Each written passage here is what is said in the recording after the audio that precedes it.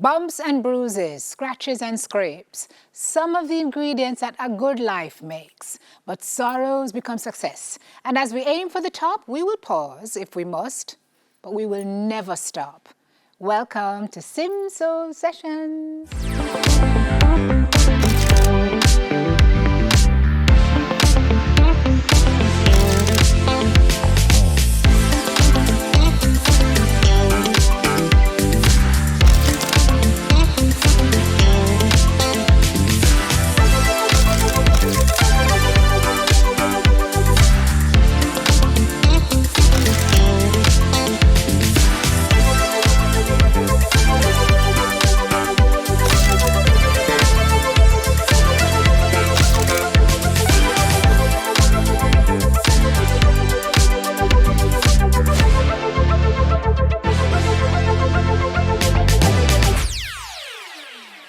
Hello and welcome to Simso Sessions. This is a safe space to share your stories.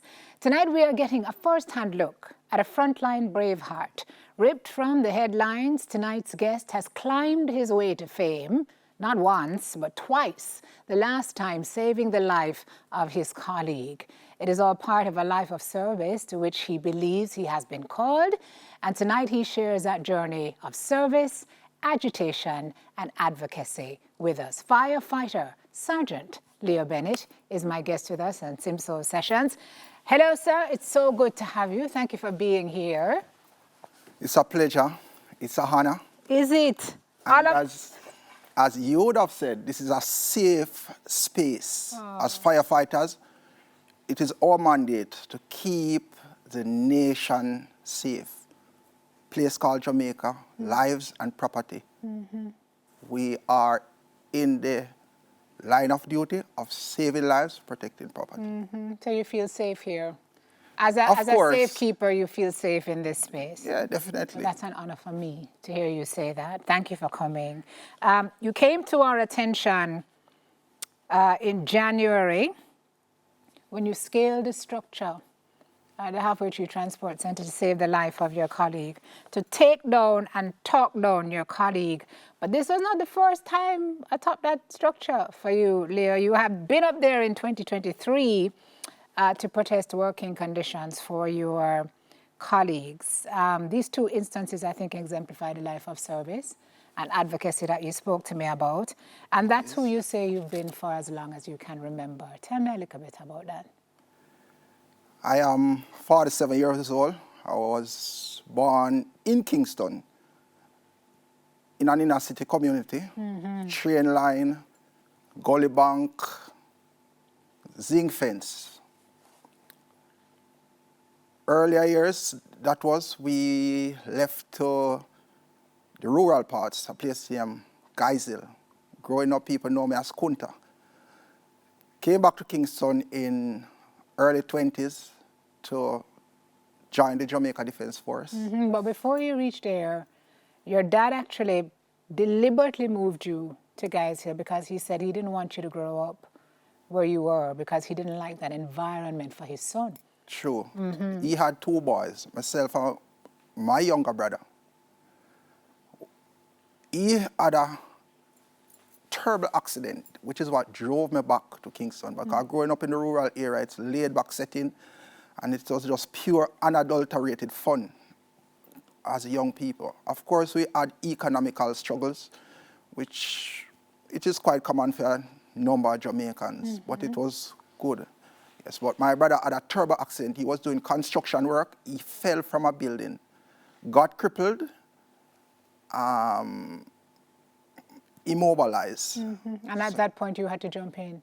At that time, I have to be a father. Yeah. Before that, you were farming. Yes, I was also a farmer. You did your life in country. You were tilling the soil. That's your happy place.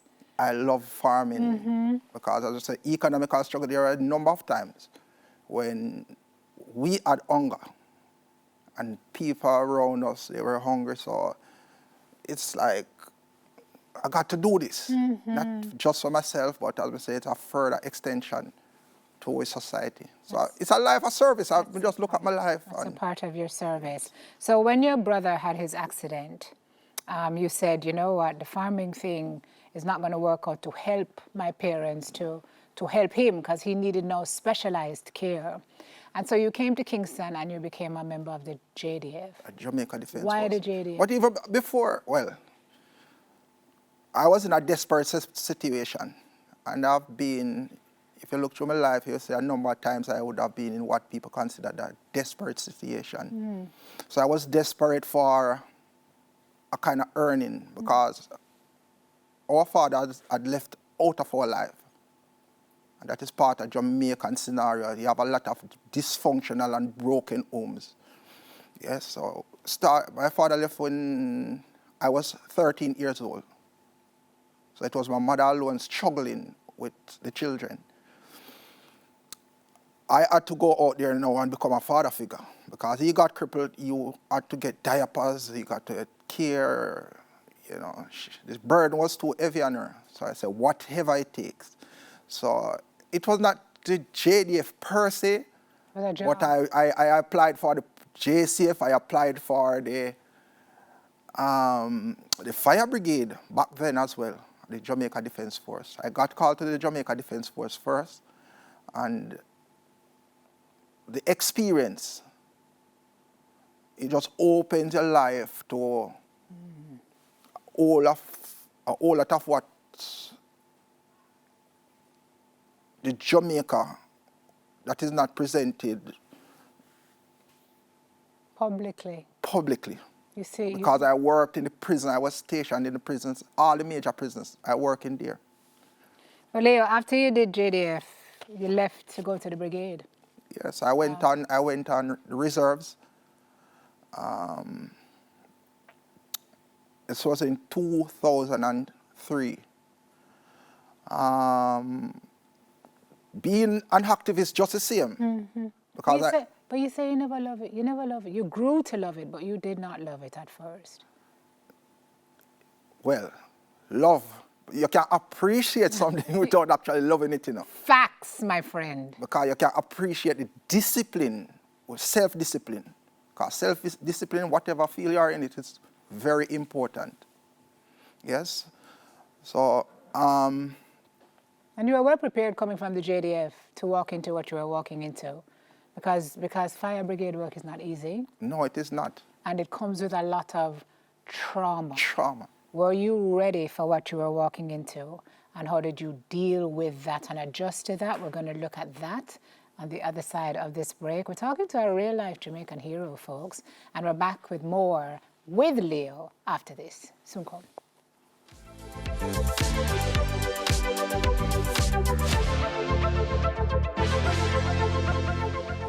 All right, folks, we're back with you on Simso Sessions.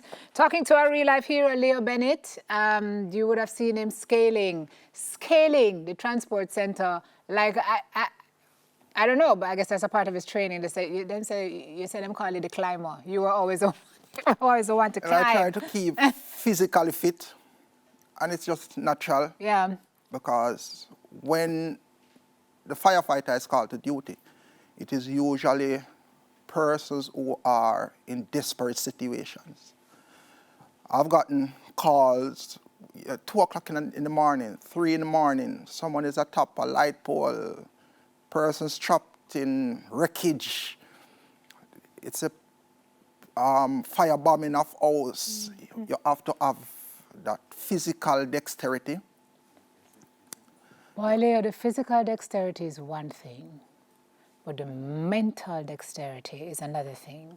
And so walking into this, you tell me there are images that do not leave your mind. Walking into a fire when everybody's running out, you guys are running into burning buildings. You've seen way more death and images after fires, children, people that you cannot unsee. So true, so true. How do you deal with that level of trauma? Well, Thanksgiving is key. When you live a life of gratitude, it helps not to focus too much on the bad things. There are other coping mechanisms. When you become active, activism is key.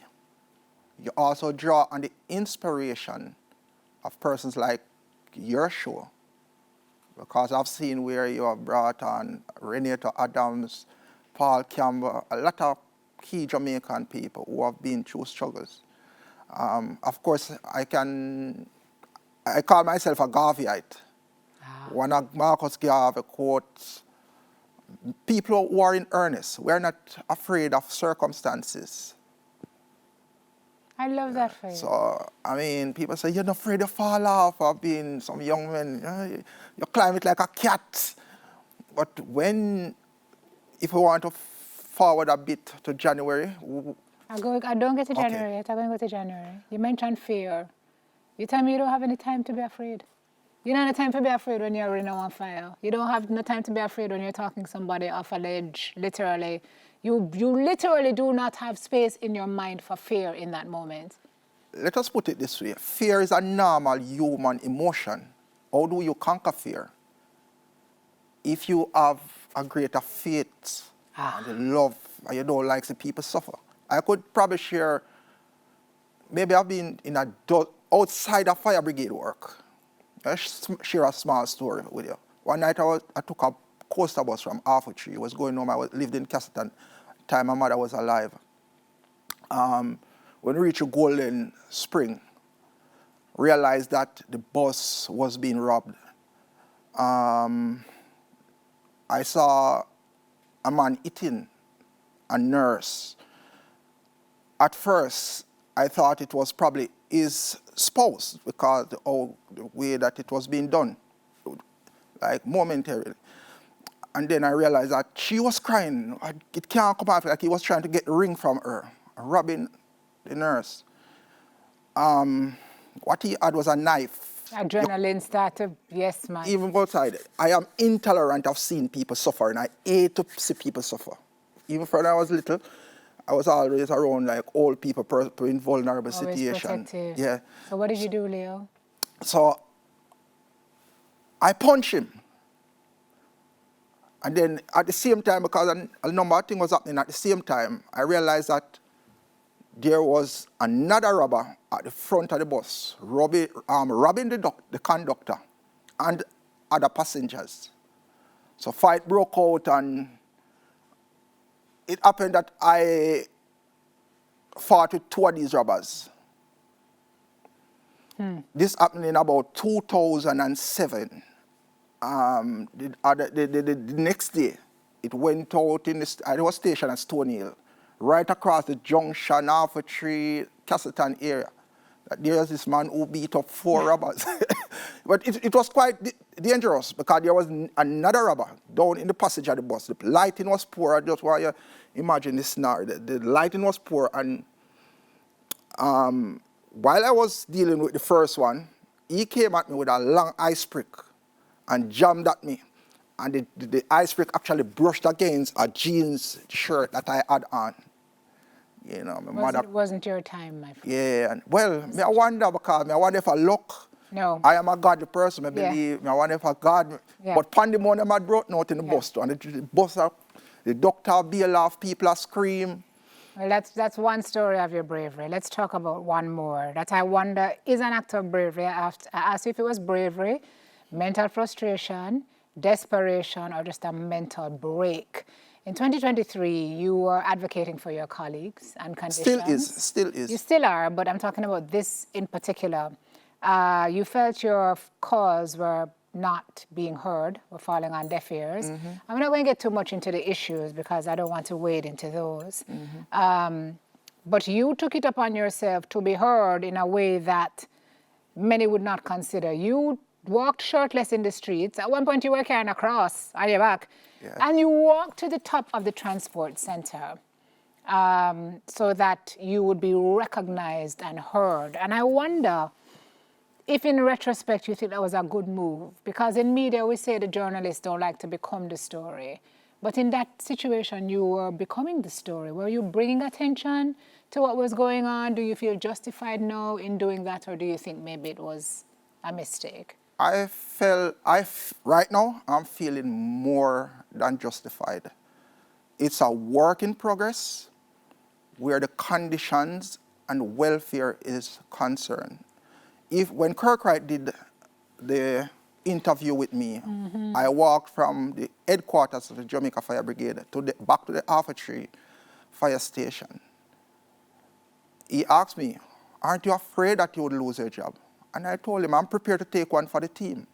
You go to Alpha Tree Fire Station today, and it's a totally different space and environment. If we hadn't taken that step to stand up, and I use the term we because when he asked me, aren't you afraid? I told him that I would take one for the team. There was a lady. You had people coming back to the station and say, where's that fireman? This man would give up a rank, life, whatever, so that his colleagues can have a better working space. Again. At the time, the fire station was dilapidated and pest infested. Look at Alpha Tree today. Even a traffic light has been installed there. Life of service again, Leo, and advocacy. Advocacy. We're going to talk some more about it. Guys, there's a study that shows, a recent study that came out that shows that last year there were 67 deaths by suicide, we say now. 61 of those were men. And Leo will tell you that they lost 20 firefighters, I believe, last year. And he was determined in January of this year not to make it 21.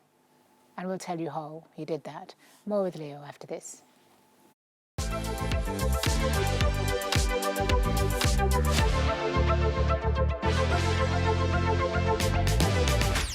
With Leo Bennett, a firefighter who saved the life of his colleague the other day after having scaled a transporter to himself to bring awareness to firefighters' issues. We spoke about the trauma that firefighters go through. You said your method to deal with it is a little bit of madness, people would say. Method to the madness. But you've tried to talk to your colleagues about this because you say you see it even amongst your colleagues. They don't speak about it, but you see colleagues turning to alcohol, you see colleagues smoking, you see colleagues who used to be well together looking unkempt, but they don't want to talk about it, Leo. And one of the issues we have is men and mental health being afraid to speak. And that's what causes a lot of the problems. So how do you try to reach them? So true. We are a male-dominated organization, the Jamaica Fire Brigade, like the police, like the military. Comparing men and how men deal with issues, we have a tendency to want to tough it out, as we would say. Why I start advocating, I think that if we need a better work-life balance. So instead of having these persons at the fire station 365 days for the year, give the persons a day off, because we don't get a day off. Give the persons a day off. So probably the man can go sit down at the river. He can go visit back country, stay with an aunt or a grandfather or a grandmother. Yes. You gentlemen currently, and ladies who are serving, currently have a facility where you're able to access mental health services, right? If you need it? If you need to talk to somebody? We have what is known as the chaplaincy unit. Right, like JCF. Yeah, let us say a work in progress. So when I started advocating, it was basically non-existent. It was inexistent, but it was too functional. The number of persons it was serving was minuscule. It's better now. It's better now. Okay. So we can say the advocacy has been bearing some fruit. Yes, and we want to acknowledge that the Fire Brigade is really trying to do its part, eh? Yeah, because one thing I don't want us to leave today is with the notion that they know that their people are in a bad place and they're okay with it, because I know they're not. I know many of the heads at top are trying to make change, even though change is difficult. Your bingo card for January 5. I don't think on your list of things to do for 2025 was to save a colleague's life, but here you were on that day, shift done, reach Portmore, good to go and almost at your house and your phone is ringing off and you answer it and you are told what? I was told that, Bengo, there is gentles atop the transport center with cards, and they are saying that he's trying to commit suicide. I said, Gentles, which Gentles? I said, Gentles, man. I said, Gentles, because I shot their Gentles, as I would have said in previous interview, is one of the firefighter who you wouldn't consider to pull off Wouldn't that kind be of that act. guy. No, because he's more what we'd call now a more religious or grounded background. So Again, goes back to the point that you just don't know what people are struggling with. So when I got the call, I was, coming off work. You really want to go home, go rest, but then there's this pull because we had lost 20 or thereabout number of firefighters in a short period at that time. Since I started advocating to that day, we had lost that number of persons. And we got used to seeing the Jamaica Fire Brigade flag flying at half-mast, which was traumatizing to the Jamaica Fire Brigade family. You jumped in the taxi. Yeah. You had no money, but you jumped in the taxi. No, I had no money. So one of my neighbor, they were going on the boulevard from Portmore, and I said, lift me halfway, man. From the boulevard now, I had like $100 in my pocket. So I didn't even have the full fare. I said, driver, this me have now. Left me half with you, and he said, come in. And, when I went there, I saw this huge crowd and the police and the fire brigade itself. I was so relieved at seeing that nothing has befallen him. You said you were so happy to just see him up there. Yeah. You were sad to see, but you were happy to see he was still alive. He was still alive. You didn't even think. No. You just ran right up there. Yeah, a part of the relief. I know that, so I waved to him, and I knew that if I could just reach to him, then you'd be okay. He would be okay. And you reached to him, and what did you do, Leo? Me just hug him, because me just overcome by the relief of seeing him being okay. Yeah, knowing this is a person who I work with at a couple of stations. Yes, they will tell you, me will be the chef of the station. You're not the hugger. But at the same time, me I go be the person who say, why you late to catch a fire truck? Yes, so I have a good rapport with my co-workers. So you hugged him and you told him it's going to be okay? I told him it's going to be okay. That clip went viral, by the way, and there were so many Jamaicans who were moved by it. And when I saw it, I said to myself, I wonder what Gentles was thinking in that moment. And I don't want you to have to try and speak for him. I want to hear it from him himself. Gentles, come here. You don't even know he's here. No. Come here, my brethren. Come here, greet your colleague before I... Oh, have a seat, my friend. It's so good to see you. Likewise. I'm so glad you're alive. I'm happy to be alive. Yeah. Yes. Wow. Help us understand what drove you to that day. All right, sure. First thing, I just want to give God thanks. Of course. Definitely. Just want to tell him thanks for allowing me to be here in this space with you guys and talk up a little more so we can hear you. To share what it is that actually allowed me to do what I did that day. So we were having devotion in the mornings, as we always do as a family, in the mornings and in the evenings. And my landlord's brother, he was adamant that he wanted us to leave the property 2 days after, which would have been the 8th, the Wednesday, and the event took place the 6th. So we were... This is your family. This is me and my family. We were just... in a bad place. In a bad place financially, right? And we wanted to just finish the devotion, then we'll get the chance to talk to the individual. So we did, and we went outside. The guy stabbed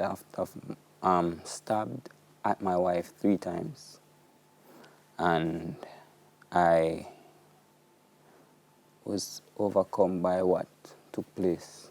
As a protector, as a father, and as a husband now, protector. Understanding what had happened, and I realized that this environment is no longer safe for my family, I was like taken aback. Sorry the way how I'm articulating everything, because I'm processing everything at the same time. It's fine. This is a safe space. It's a safe space. So at that point, you just felt like you wanted to give up. Not give up.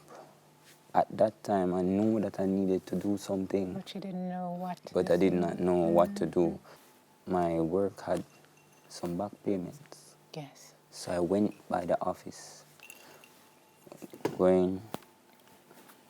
reached there, and my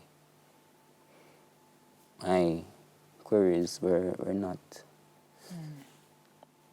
We're not. It couldn't be solved. Let's just say it that way. It wasn't viewed, to me, I think it wasn't viewed as something important. Yeah. That's how you felt. That was how I felt, because I went to the personnels there, and I asked them, and I said, how is it going with the back payment and thing? And they said,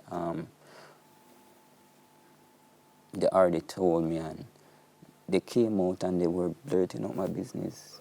Could I add? We don't have a lot of time left in this segment, but go ahead. Hope. This word called hope. Tell me about it. I sell it. Hope deferred makes the heart sick. He goes to the fire brigade headquarters with some hope of getting his back payment. Similar, a person trapped in a situation, hope. When that hope is deferred, it makes the mind, the heart, the soul sick. Can't think straight. Can't think straight. Can't make wise decisions. Hope deferred. His hope was deferred. We hear the high murder rate and the high killing. A lot of it is because of hopelessness. I've worked in the prison. A lot of these persons are without hope. So after I spoke with them, and they did not view what I was coming to say as important in my eyes, in my opinion. I thought, well, I need my voice to be heard. So I did not go up there with the intention of losing my life. Okay. I went there with the intention of allowing that which I needed to start out, which is getting my family out of that space. Gotcha. No, Gotcha. Okay, hold on to it. We'll pick up on the story on the other side. Soon come.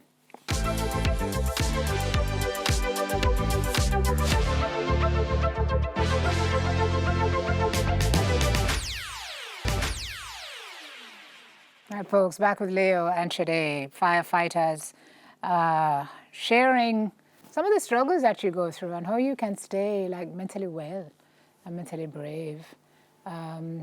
You're atop the tower. What are you feeling in that moment when you were up there before this gentleman showed up? I was there, and I was actually reading the Bible, because I have a Bible in my bag. I always walk with a Bible. But I know the goal was to ensure that my family was to be moved from that space. What were you reading? What passage were you reading?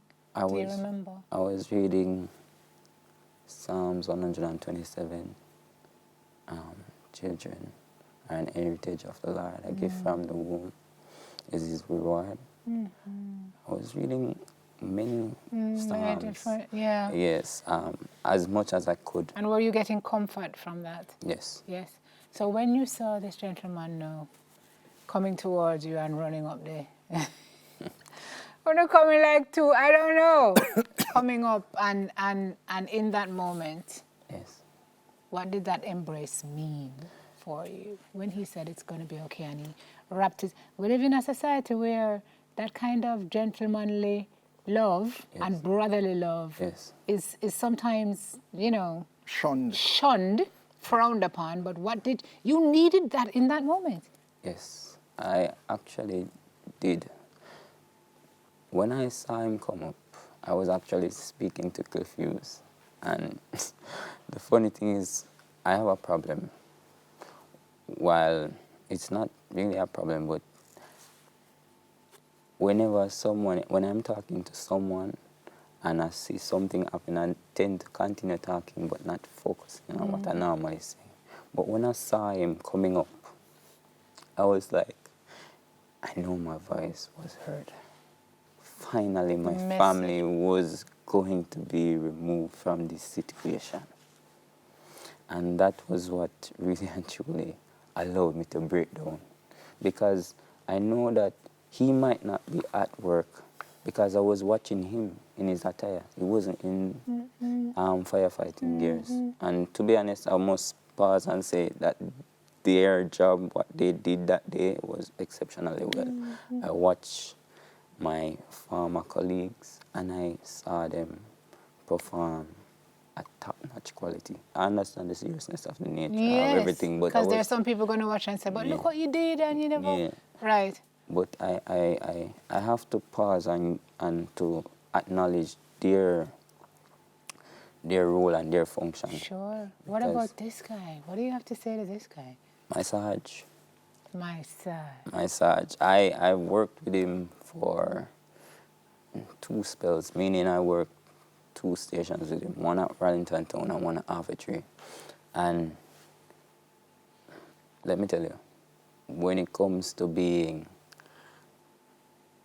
passionate about Jamaica, this guy is passionate. He loves the work. You understand? And that is what I get from him. Beauty. And he loves his colleagues. He loves his colleagues. Because he came up there for you, Jade. Well, I honestly, hearing from him, I did not know the intent, the reason, the full reason, if it was just to come up and just to give me an embrace or anything of that nature. But one thing I know, that I needed it at that moment.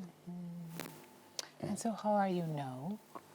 Well, I am still in a better space, meaning that my family is okay. We're still having our morning and evening devotion, which we're happy about. You're in a temporary living situation, so you still need somewhere permanent. Yes. And also, you're no longer with the brigade. No, I've decided to part ways with the brigade.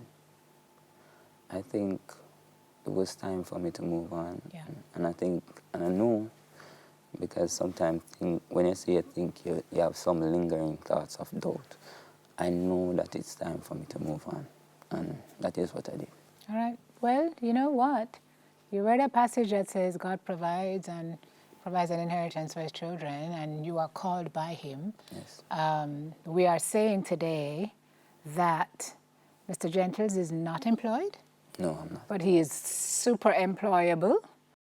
And so if there is anybody watching this show tonight who has a heart for this gentleman and a space in your organization for him, we beg, we plead for him to be able to do what it is that he can do to support his family so that he can be right again in his heart and in his mind. Because if you don't have this, as Leo saying, this is not right. When hope is deferred, man becomes desperate. And so we hope that for you. And we're putting out that call for you tonight because we want your phone ring off. And you don't know which one to choose. That's what we really want for you. In the meantime, what we also want to do is show you gentlemen some love for just the work that you do and to honor your service. So let's start with you, Leo. Go ahead, Leo. Thanks for guiding us, motivating us, and pushing us to be the best. I love you. I'm just here to tell you that I'm proud of you. I admire your strength, I admire your resilience. And one of the things that stand out most about you is the fact that you always stand for what's right. You always ensure that you put your family as number one priority, and that speaks volume. So big up yourself. I'm always here cheering for you. Just letting you know that you're one of our brother. Intake 2001. Yeah, Price and the crew. Yeah, man, you have our love. You have my love, support. Keep doing what you're doing. Keep up the good fight. Always our brother. Always in our heart, in our thoughts, in our prayers. Bless yourself. Keep doing what you're doing. You don't know. Just go and make up yourself. Go and fight the good fight, you know, whether you feel through thick or thin. Yeah, man, we always be there. Intake 0102. Yeah, so no matter what the struggles, man, just go and fight to see you. Yeah? You know, we have been there before, we will do it again. Yeah, enough things we talk about in a lion. Yeah, man, and them are going to manifest. Yeah, man, things manifest already. We have more left to manifest, so just go and keep it real. Don't be daunted. Yeah? Big up yourself, yeah? Just want to let you know that I love you and I appreciate you. Keep up the good work. You know, you're a kind person, you're a loving person, you're a very dedicated man. You're also strong-willed. But I love you and I appreciate you. All the best. Big up yourself. I just want to send this message to you for show you how much I appreciate you and the entire family appreciate you, especially my mom. You understand? Miss Elaine, you're one of her favorite nephew, but we just want to come here to show you some love, continue being very strong, and continue all the good work and continue stand up for what you know, what is right for you and your family and for the generation to come. Big up yourself and cousin. Blessings. Leo, I just want to say that I love you. I appreciate you. Thank you for being a good father to your children.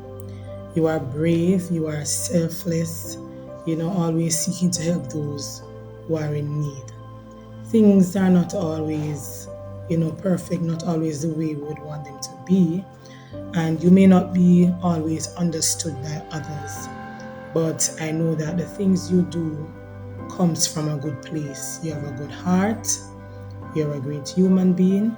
And I just pray that the Lord will continue to bless you and keep you. And I also pray that you will allow God to guide you and that you will place all your trust in Him. Continue being you. Love you. Respect. They love you and we honor It's a you great cost. for your service. Yeah.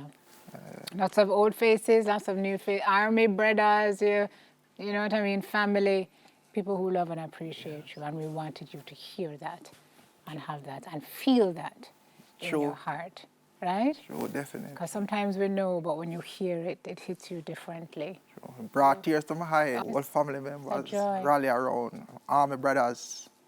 It's a joy. It's a joy. It's a joy. All right. We didn't leave you out, sir. So, roll, Laura. I just wanted to, stop in, take a little time out to remind you that you are fearfully and wonderfully made. You are indeed a warrior for Christ, and you are able to accomplish any and everything that you put your mind to. You are indeed blessed. You are indeed favored. And I just want to remind you that you are indeed an anointed servant for God. And I just want to continue to encourage you to keep the faith, keep on the path, right? And just know that you have spiritual backing from myself, from your family and friends. God bless you, Shadeen. Just want to wish blessing and love, coverage over your life and your family as well. And I just want to tell you that no matter what the obstacles, bro, just stand firm. You understand? Stay firm and hold your head up high. And at the end of the day, you have a strength inside of you that is uncomparable. You have to find it. And I am here to help you find it. So I just want you to focus and think positive of yourself and of the future. And no matter what, don't give up. Keep fighting. Focus on God, and God will help you through any storm. And any battle, He will fight any battle for you. So just hold your head up high, keep praying, and hope for the best. Because positivity push away negativity. So just take care, blessing, love. I've known you for several years now, and you've always been a very humble, a very calm person. I've never seen you act out of character, not once, and that's very admirable. I am so proud of you for always standing up for what you believe in, despite what others might say. You're a very God-fearing person. So continue trusting in Him, and He will see you through.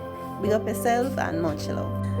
In those few years that I have gotten to know you, I've observed that you are a family man, a very loving father.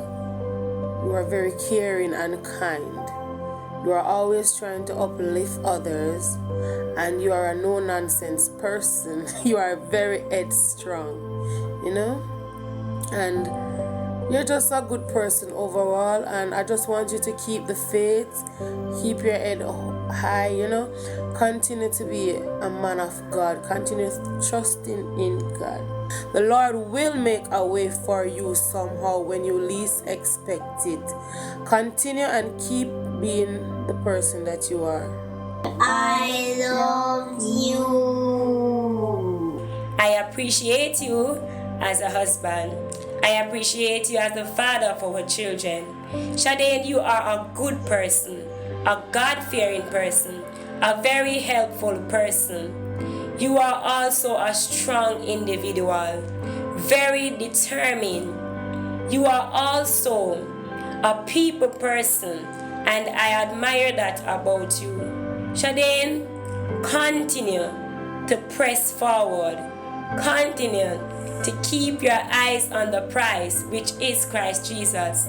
Knowing that He is with you, He will never leave you, neither will He ever forsake you. Shadane, remember, one of the fruit of the Spirit is long-suffering. But after your long-suffering, you will see what your God can do and what your God will do in your life according to His will for your life. Be strong, Shadane, and have good courage continuously. Be strong, Shadane. Love you. Love you. God bless.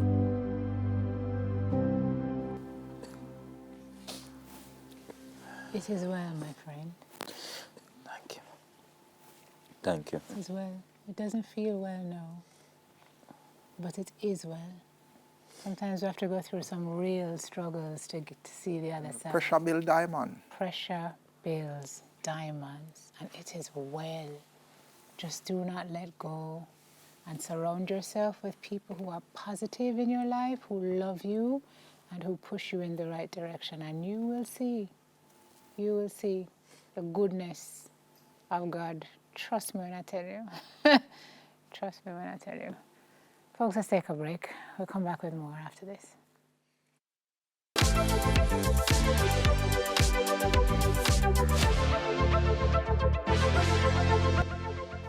All right, we are back with two of Jamaica's finest. It's our final segment. Gentlemen, I'm so grateful to you for sharing.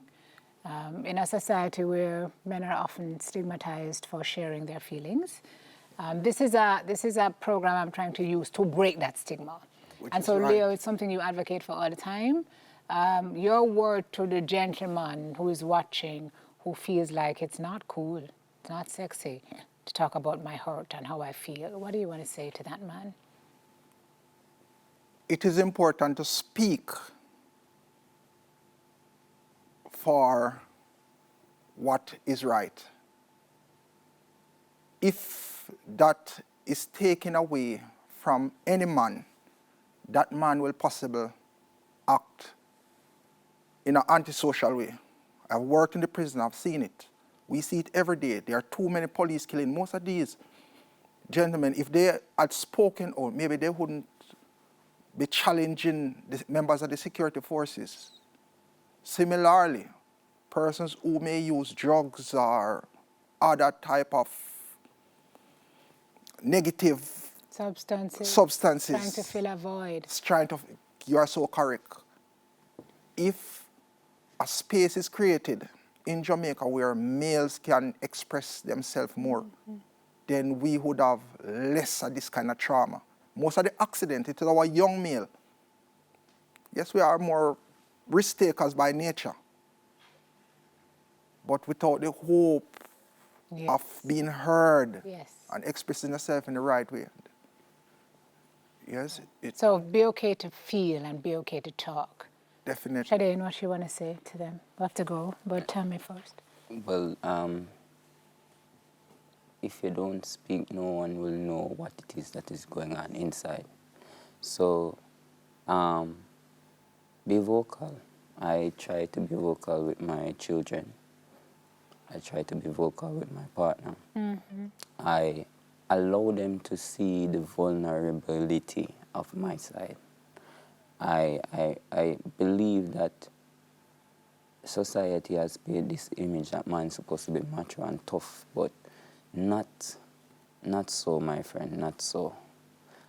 It's best to show them that other side of you, so that in the end they will know how to function, how to behave around you, and give you that respect that which you would need in that time, in that moment. Because you're human beings.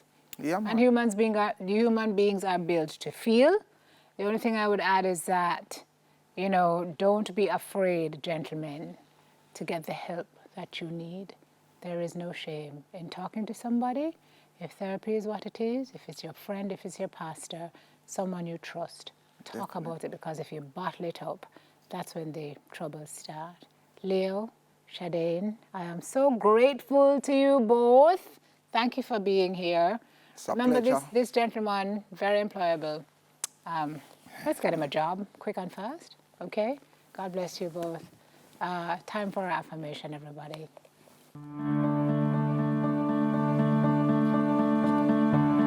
All right, here we go. So we think of the word service. It is such a simple word, but it's such a huge undertaking.